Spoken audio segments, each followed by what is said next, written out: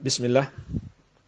Di kampung ana pada malam 27 Ramadan umumnya masyarakat menyalakan lilin hampir tiap-tiap rumah. Katanya pada malam tersebut arwah-arwah orang-orang tua yang sudah meninggal akan datang. Bagaimana kita menyikapinya Ustadz dari Fulanah di Padang? Baik, ini adat sebagian daerah di Sulawesi juga ada yang seperti ini, yang mereka sebut malam pasang lampu dan yang semisalnya. Maka ketahuilah, ini termasuk amalan mengada-ada dalam agama. Menambah-nambah di dalam agama Allah Azza wa Jalla yang tidak ada contohnya sedikit pun dari Rasulullah sallallahu alaihi wa ala alihi wasallam. Padahal beliau telah mengingatkan kita, man ahdatsa fi amrina hadza ma laysa minhu fahuwa raddun.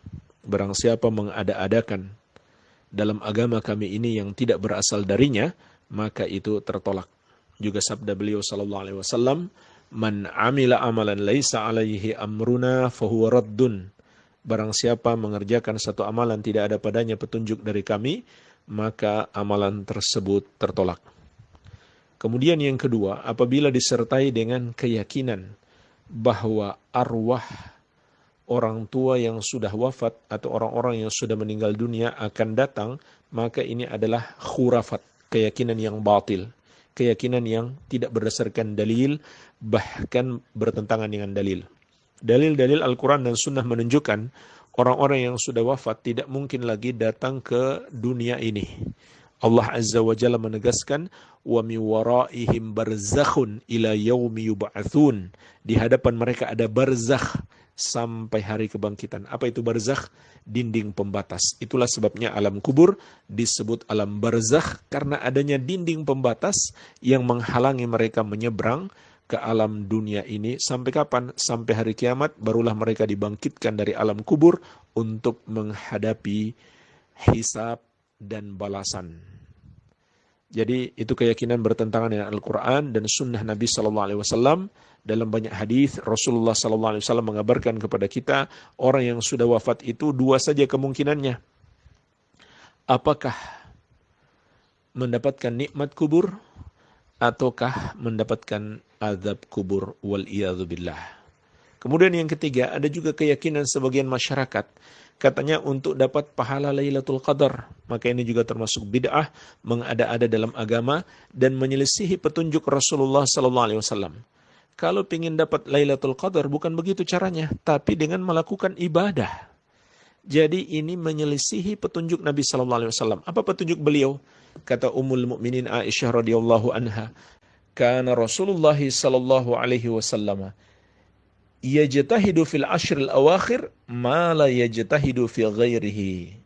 Rasulullah sallallahu alaihi wasallam bersungguh-sungguh dalam beribadah kepada Allah di 10 hari terakhir Ramadan melebihi hari-hari yang lain. Jadi beliau bersungguh-sungguh di keseluruhan dari 10 hari terakhir Ramadan tersebut. Itu yang kita lakukan.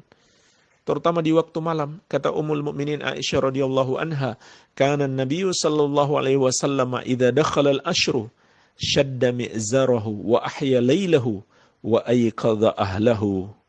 Nabi kita yang mulia sallallahu alaihi wasallam apabila masuk 10 malam terakhir, beliau kencangkan sarungnya. Artinya beliau tidak berhubungan suami istri karena betapa fokusnya beliau ibadah. Beliau hidupkan malamnya dengan memperbanyak ibadah, bukan pergi pasang lampu. Dan juga beliau bangunkan keluarganya untuk melakukan ibadah. Ini yang kita lakukan. Kemudian yang berikutnya ini juga sangat berbahaya, berpotensi kebakaran. Dan pernah terjadi kebakaran gara-gara pasang lampu. Dan juga Nabi SAW menyuruh kita sebelum tidur kalau ada lampu-lampu yang dibakar dari api yang masih hidup, hendaklah dimatikan. Seperti obor, lilin, dan yang semisalnya. Beliau SAW bersabda, wa atfi'u masabihakum. Dan padamkanlah lampu-lampu kalian. Maksudnya sebelum tidur. Sebelum tidur dipadamkan lampu-lampu yang berpotensi menyebabkan kebakaran. Ya. Jadi ini semuanya bertentangan dengan petunjuk Nabi sallallahu alaihi wasallam. Wallahu ta'ala a'lam.